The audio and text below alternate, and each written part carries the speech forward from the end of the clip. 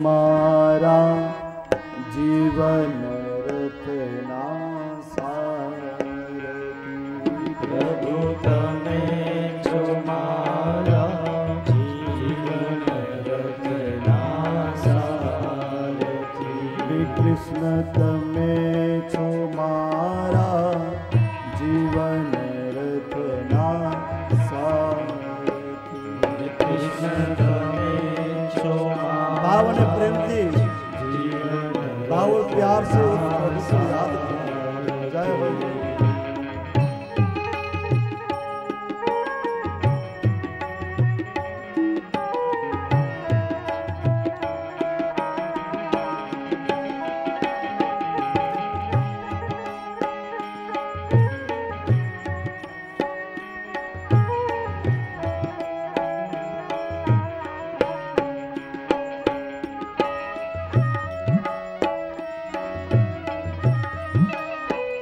प्रभु ने आ जीवन रूपी रथ छे परमात्मा ने सौंपी दो। आ जीवन ની ડોર એ પ્રભુના હાથમાં સોંપી દો, પછી ક્યારે ચિંતા કરવાની નહીં વાલા સ્નેહીજનો।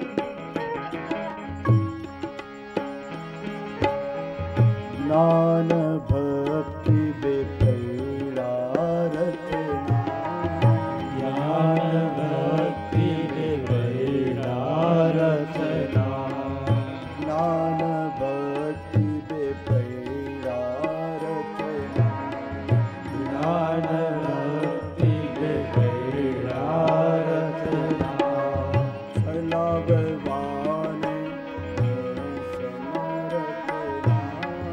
ચલાવવાને હું સમર્થ ના ચલાવવાને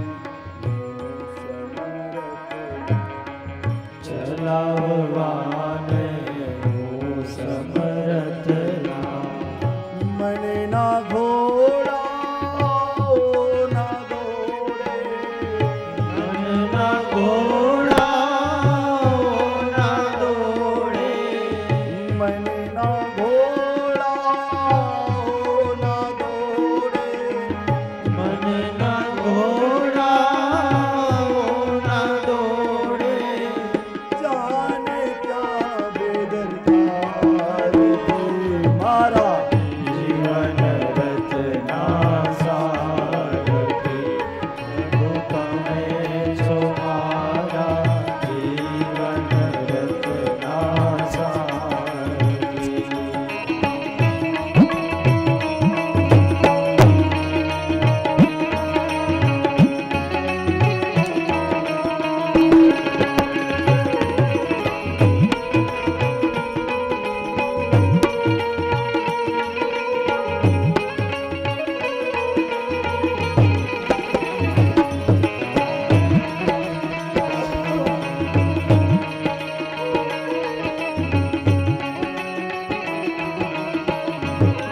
આ મારા મનરૂપી ઘોડાઓ જાને ત્યાં બેદરકારથી ન દોડે, માટે પ્રભુ તમે મારા જીવનના રથના સારથી બનો।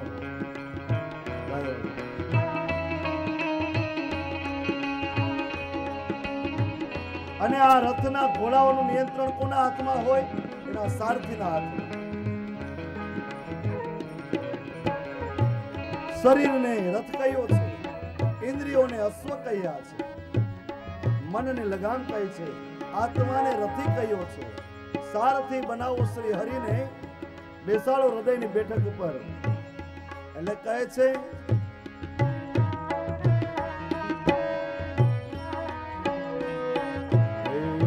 મારું તારું મનથી મોટું, મારું તારું મનથી મોટું મારું તારું મનથી મોટું, મારું તારું મનથી મોટું ભક્તિ કેરો પંથ ન ચૂકું, ભક્તિ કેરો પંથ ન ચૂકો ભક્તિ કેરો પંથ ન ચૂકું, ભક્તિ કેરો પંથ ન ચૂકો મનડું મારું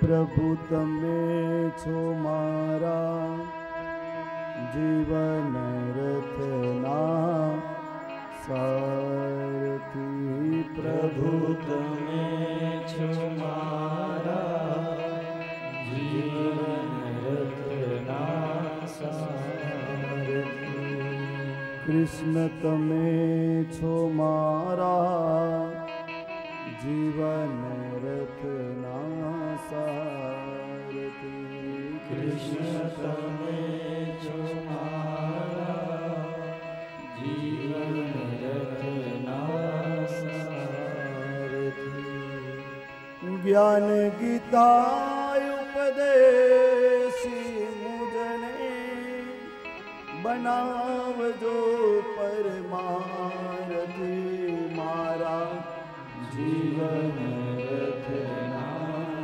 સારથી હે મારા જીવન રથના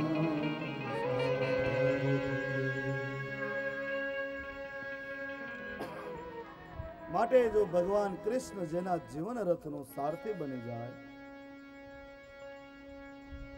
પછી માણસને જીવનમાં કોઈ તકલીફ રહેતી નથી. યતુ ધર્મસ્તતો જય.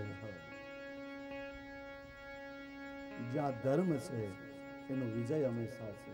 તો ધર્મ કોના પક્ષે હતો? પાંડવોના પક્ષે. ધર્મરાજ યુધિષ્ઠિર ત્યાં વિજય થયો.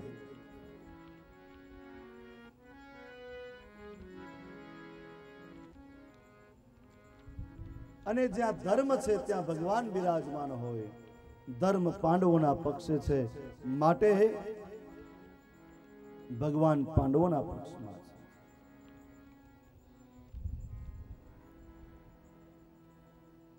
પછી તો ભીષ્મ દાદાએ વિદાય લીધી. ભગવાને યુધિષ્ઠિરને હસ્તિનાપુરની ગાદી સોંપી. ભગવાન પોતે દ્વારિકા જવા રવાના થયા છે. અનેક પ્રદેશોને પસાર કરતા કરતા પરમાત્મા દ્વારકાના પાદરમાં આવી પ્રભુએ શંખનાદ કર્યો. બધી રાણીઓને ખબર પડી ગઈ કે પરમાત્મા આવી ગયા છે. આપણે ઘરે જાય એટલે ડોરબેલ વગાડીને ભગવાને શંખનો નાદ કર્યો છે.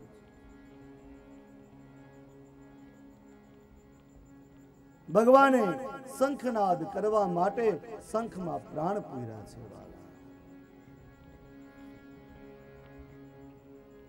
શંખનો નાદ થયો. દ્વારિકા વાસીઓને ખબર પડી ગઈ કે પ્રભુ આવ્યા છે. સૌ પ્રસન્ન થયા. ભગવાન દ્વારકાનાથના સામયા થયા. સ્વાગત થયું.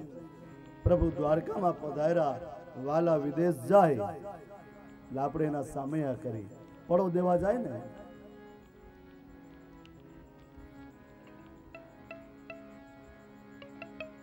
એ પડો દેવા જાય એટલે જે કોઈ જાત્રા કરે એ એની રીતે કરી લેશે. બધાને જોવાની જરૂર નથી. એ કરે છે બધા કરવા દો.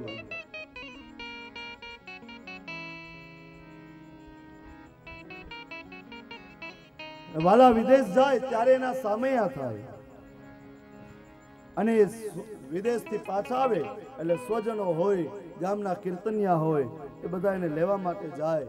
પ્રભુ સૌના સ્વજન છે, બધાને પ્રિય છે. પ્રભુ પધાર્યા દ્વારિકામાં.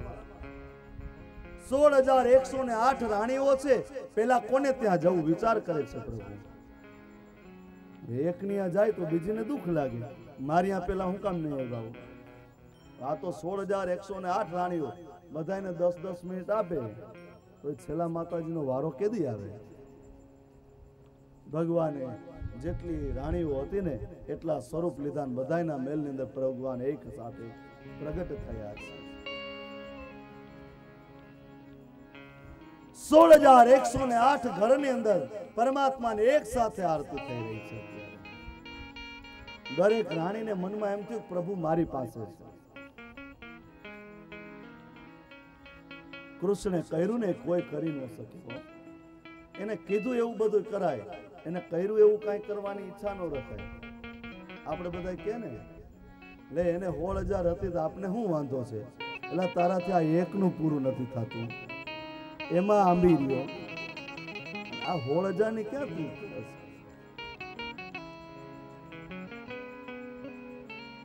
પાછા પોતાની છે હું તો કાનુડો સૌ કાનુડો. હા ઓલા ડુંગર ઉપાડ્યો તો તું તારી કપડાની સુટકેસ તો ઉપાડી દો, તારાથી એ નથી ઉપડતું.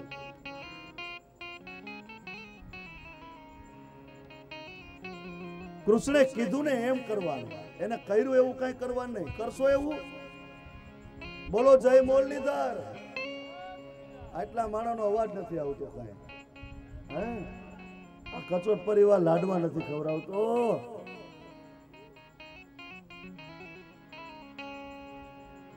એટલે કૃષ્ણએ કીધું એમ કરવાનું, એને કર્યું એવું કઈ નહીં કરવાનું. કૃષ્ણએ કે રાસલીલા કરી હતી, આપને રાસલીલા લેવામાં શું વાંધો? એ પાસે આને ખબર ન હોય કે એને રાસલીલા કરી પેલા કાળી નાગને નાયતો હતો. ઘરે ઓલું પડકું નીકળવું હોય ને તા તો ઠેકડા મારીને ક્યાંય ભાગ્યો.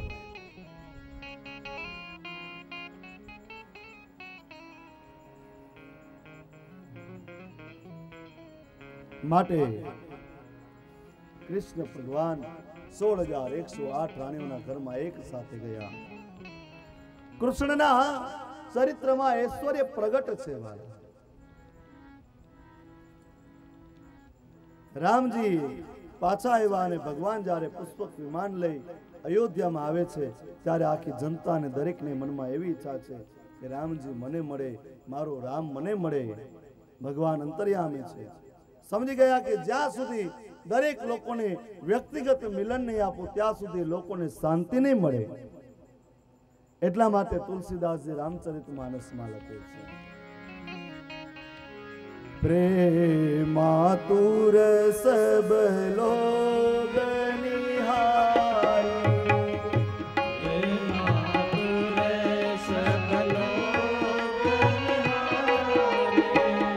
પ્રેમાતુર સબ લોગ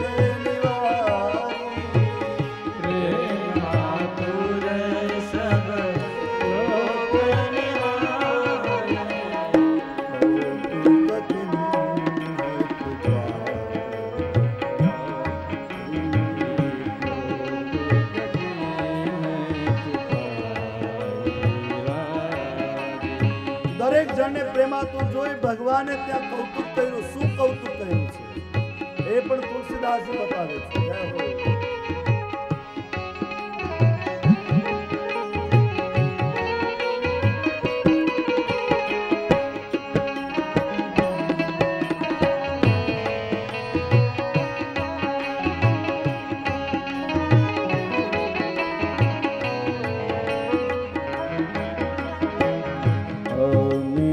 रूप प्रगटे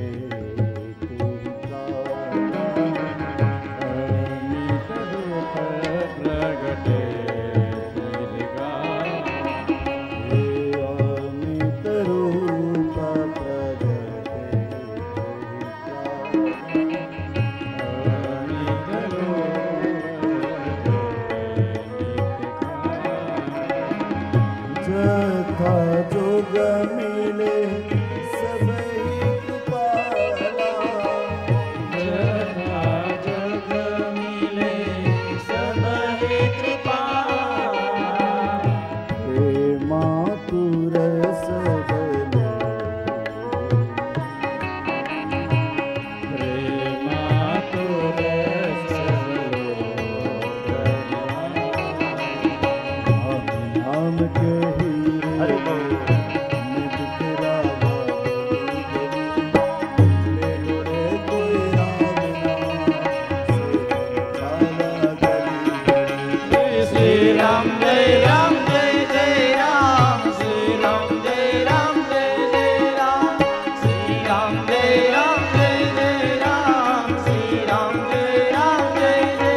लूट सको तो लूट लो. आज राम नामना मोतीने વેરવા આવ્યો છું માટે લૂંટાય એટલું લૂંટી લો. હરે હરે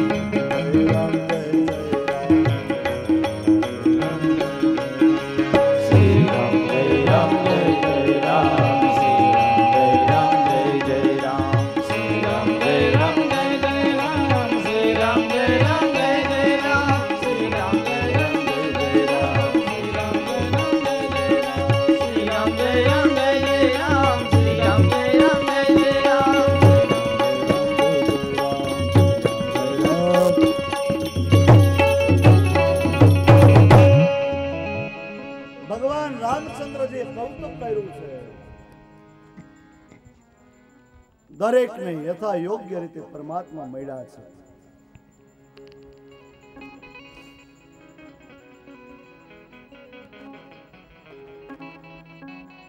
પરમાત્મા દ્વારિકા ગયા. આ બાજુ હસ્તિનાપુરની ગાદી ઉપર ધર્મરાજ યુધિષ્ઠિર બિરાજમાન થયા છે. થોડો સમય વીતો છે. ઉત્તરા પ્રભુનું ભજન કરે છે. થોડો સમય વધારે ગયો. જેમ કાષ્ઠમાંથી અગ્નિ પ્રગટ થાય એમ ઉત્તરાના ગર્ભમાંથી પરીક્ષિત મહારાજ પ્રગટ થયા. બોલીએ પરીક્ષિત મહારાજ બોલીએ પરીક્ષિત મહારાજ બોલીએ પરીક્ષિત મહારાજ.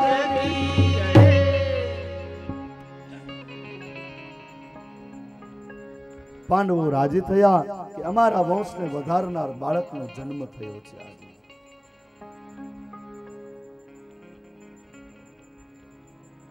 હવે અમારો વંશ આગળ વધશે.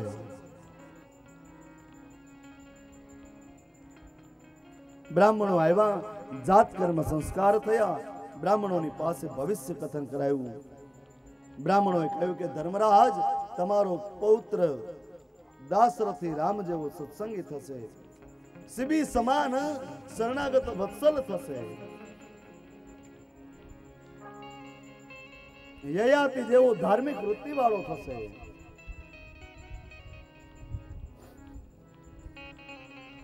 રંતી દેવ જેવો ઉદાર થશે, મૃગેન્દ્ર જેવો વિક્રાંત થશે, વિષ્ણુ સમાન ભૂત માત્રનો આશ્રય બનશે તમારો પુત્ર. ભગવાનનો ભક્ત થશે, અનેક રાજસુ યજ્ઞ કરશે, પણ ચિંતા એક વાતની છે.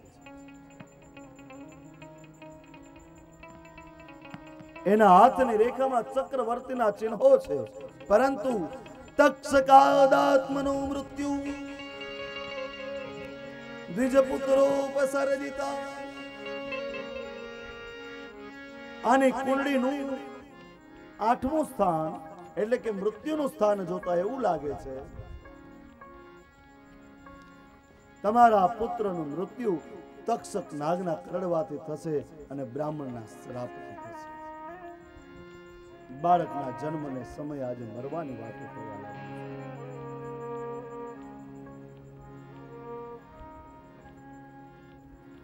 પાંડવો ચિંતિત થયા, એનું મૃત્યુ થવાનું છે એનાથી નહીં, પણ પાંડવો ચિંતા કરે છે કે અમારા બાળકનું મૃત્યુ તો થશે, પણ બ્રાહ્મણોના શ્રાપથી. હવે બ્રાહ્મણો શ્રાપ ક્યારે આપે? તો કે કાંઈક એવું ખરાબ કર્મ બ્રાહ્મણો વિશે કરે તો જ બ્રાહ્મણો શ્રાપ આપે.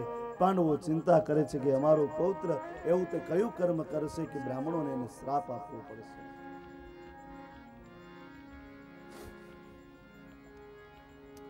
ત્યાં કહે છે કે પણ ચિંતા કરવાની જરૂર નથી. જ્યારે તમારા પૌત્રને શ્રાપ થશે ત્યારે એને યોગ્ય ગુરુ મળશે અને મોક્ષની ગતિ મળશે. સંતુષ્ટ મનવાળા બ્રાહ્મણો આશીર્વાદ આપી અને વિદાય થયા છે. સંતોષી બ્રાહ્મણ મળવો ને એ પણ ભાગ્યની વાત છે, બાકી એ ન મળે તો બ્રાહ્મણો ગમે હાથીની અંબાડી ઉપર હોનાની અંબાડીએ બેઠા હોય તો આમ કરે એનો હક છે, કરે કે ન કરે. એટલે એ સંતોષી મળે એ પણ આપણા ભાગ્યની વાત છે. સાધુ બ્રાહ્મણો નગર જાય નહીં. બને એવા બ્રાહ્મણોને રાજી કરવા બાપા. જો બ્રાહ્મણ પ્રસન્ન રહે ને તો આખો સમાજ પ્રસન્ન થાય છે. અને જો બ્રાહ્મણના આશીર્વાદ એક વખત અંતરથી મળી ગયા તો જીવનનો બેડો પાર થઈ જાય છે. ભવમાં ભટકવું નથી પડતું. સાધુ બ્રાહ્મણોના આશીર્વાદ લેતા રહેવું. સંતુષ્ટ બ્રાહ્મણો પાંડવોને આશીર્વાદ આપી અને વિદાય થયા છે. પરીક્ષિત મહારાજ શુક્લ પક્ષના ચંદ્રમાની જેમ ધીમે ધીમે ધીમે કરતા વૃદ્ધિ પામવા લાગ્યા છે. એ દરમિયાન વિદુરજી યાત્રા કરવા ગયેલા. યાત્રા કરી હસ્તિનાપુર પાછા પધાર્યા. વિદુર તીર્થ યાત્રાયા મેત્રાયાદાત્મનો ગતિ જ્ઞાત્વા વાદસ્તિનાપુરમ તયા વાદવિવેશિતઃ 100 વર્ષના થયા ત્યારે વિદુરજી તીર્થ યાત્રાએ ગયા. 36 વર્ષ સુધી વિદુરજી યાત્રા કરી. કૌરવ અને પાંડવોનું યુદ્ધ થયું ને ત્યારે વિદુરજી ત્યાં નહોતા. દાઉજી પણ નહોતા. દાઉજી મહારાજ પણ યાત્રા કરવા માટે ગયા હતા. વિદુરજી એકલા અવધૂતના વેશમાં અસંખ્ય યાત્રાઓ કરે છે. હસ્તિનાપુરના મહામંત્રીના રૂપમાં એને યાત્રા નથી કરી, અવધૂતના રૂપમાં. બાકી હસ્તિનાપુરનો મહામંત્રી એટલે કેવી સાહેબી હોય, છતાંય એને અવધૂતના વેશમાં યાત્રાઓ કરી છે. સાથે કોઈ દ્રવ્ય નહીં, સાથે કોઈ સાધન નહીં, સાથે કોઈ સેવક નહીં, એકલા પોતાના પગે ચાલી અને યાત્રાઓ કરી છે. થોડા થોડા બેનો અવાજ કેરાવીને આગળ આવી જાય. થોડા થોડા હજી આવો, 2 ફૂટ આગળ આવી જાવ. હાલો, અવાજ ન કરતા, મૂંગા મોઢે. તમે આગળ આવો, પાછળ વાળાને ખબર ન પડી કે તમે આગળ વયા ગયા. એમ આવજો.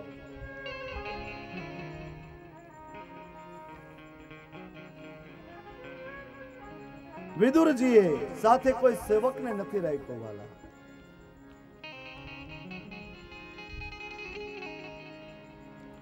હસ્તિનાપુરનો મહામંત્રી છે અને એનું નામ જ યાત્રા. જા અને ત્રા, જો ત્રાસ વેઠવાની જો તાકાત હોય ને તો જા. એનું નામ યાત્રા. આ તપની માત્રા વધે એના માટે યાત્રા, નહીં તો શ્રીખંડ પૂરીને પાત્રા તો છે જ. યાત્રા કરવા જાઓ ત્યાં જપ કરવા, ભગવાનનું ભજન કરવું, એના નામનું સંકીર્તન કરવું. ઘણા તો જાત્રા કરવા જાય એટલે ખાવા પીવા જલસા કરવા જાય. ઘરેથી જાત્રા કરવા નીકળે કે થેપલા બનાવજો, સૂકી ભાજી બનાવજો, એ દહીં લઈ લેજો, દહીં મને એના વિના નહીં હાલે. લે,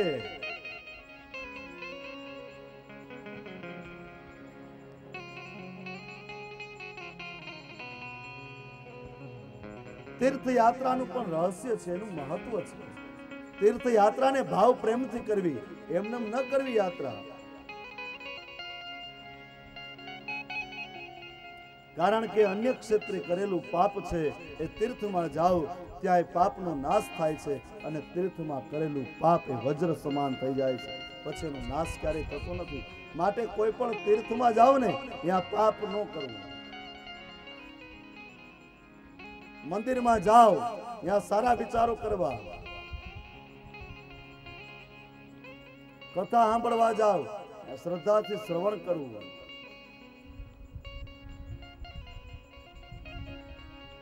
તીર્થ યાત્રા પણ શ્રદ્ધાથી કરવી. વિદુરજી તો સંત છે, ગંગાને કિનારે મૈત્રેય ઋષિના આશ્રમમાં જઈ અને ત્યાં સત્સંગ કરે છે. યાત્રા કરવા માટે 4 વસ્તુ જોઈએ: સમય, સંપત્તિ, સ્વાસ્થ્ય અને સૌથી મહત્વની વસ્તુ છે શ્રદ્ધા. સમય હોય તો યાત્રા થાય, સંપત્તિ હોય તો ક્યાંક જવાય, સ્વાસ્થ્ય સારું હોય તો ક્યાંક જઈ શકીએ. કથામાં તો આવું હોય પણ હાલી ચાલી ન શકતા હોય, બેસી ન શકતા હોય, શું કરીએ? સાથે શ્રદ્ધાનો સથવારો જોઈએ તો યાત્રા થાય.